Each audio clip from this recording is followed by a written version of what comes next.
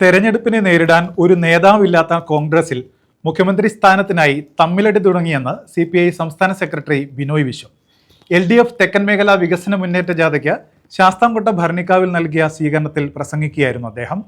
LDF ആണ് കേരളത്തിന്റെ ഭാവിയും ശരിയുമെന്നും അദ്ദേഹം പറഞ്ഞു. തെരഞ്ഞെടുപ്പിനെ നേരിടാൻ ഒരു നേതാവില്ലാത്ത കോൺഗ്രസിൽ മുഖ്യമന്ത്രി സ്ഥാനത്തിനായി ഇപ്പോഴേ തമ്മിലടി തുടങ്ങിയെന്നും കനകോലുമാരാണ് അവരുടെ തെരഞ്ഞെടുപ്പ് നിയന്ത്രിക്കുന്നതെന്നും CPI സംസ്ഥാന സെക്രട്ടറി ബിനോയ് വിശ്വം പറഞ്ഞു. LDF തെക്കൻ മേഖലാ വികസന മുന്നേറ്റ ജാഥയ്ക്ക് ഭരണിക്കാവിൽ നൽകിയ സ്വീകരണത്തിൽ സംസാരിക്കുകയായിരുന്നു അദ്ദേഹം. കേരളത്തിൽ ഇടതുപക്ഷം പറഞ്ഞു, ആരും പട്ടിണിയാകാൻ പാടില്ല. നാം കിറ്റ് കൊടുത്തു, എല്ലാ വീടുകളിലും കിറ്റെത്തി. ഭക്ഷ്യധാന്യങ്ങൾ പാചകം ചെയ്യാൻ കഴിയാത്ത വീടുകളിൽ നമ്മൾ പാചകം ചെയ്ത് ആഹാരം എത്തിച്ചു. അതെല്ലാം കേരളം മറന്നുപോയിട്ടില്ല. അന്നും നമുക്കൊരു പേര് വീണു, കിറ്റ് ഗവൺമെന്റ്. വിളിച്ചവർ BJP ആണ്, കോൺഗ്രസ് ആണ്. നമ്മുടെ ഗവൺമെന്റിനെ ആദ്യം പെൻഷൻ ഗവൺമെന്റായും പിന്നീട് കിറ്റ് ഗവൺമെന്റായും പേർ വിളിച്ചവരെ, അല്ലയോ കോൺഗ്രസിലെയും BJPയിലെയും മാന്യന്മാരെ, ഞങ്ങൾ പറയുന്നു, അതെ, ഞങ്ങൾ പെൻഷൻ ഗവൺമെന്റ് ആണ്, കിറ്റ് ഗവൺമെന്റ് ആണ്. ഞങ്ങൾ നാളെയും പെൻഷൻ കൊടുക്കും. കേന്ദ്രം കഴുത്തിന് പിടിച്ചാലും ശ്വാസം മുട്ടിച്ചാലും അവകാശപ്പെട്ട പണം തന്നില്ലെങ്കിൽ ശരി, ഞങ്ങൾ നിവൃത്തിയുണ്ടെങ്കിൽ പെൻഷൻ വർദ്ധിപ്പിക്കും. കേരളത്തിൽ UDFും BJPയും രണ്ടല്ല, ഒന്നാണ്.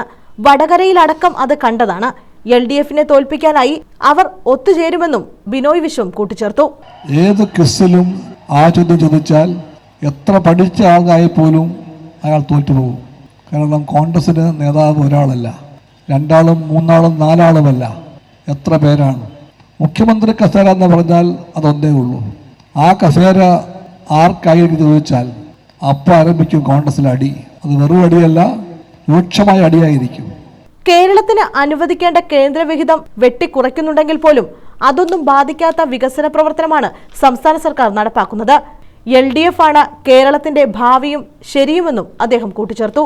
സംഘാടക സമിതി ചെയർമാൻ PK ഗോപൻ അധ്യക്ഷത വഹിച്ചു.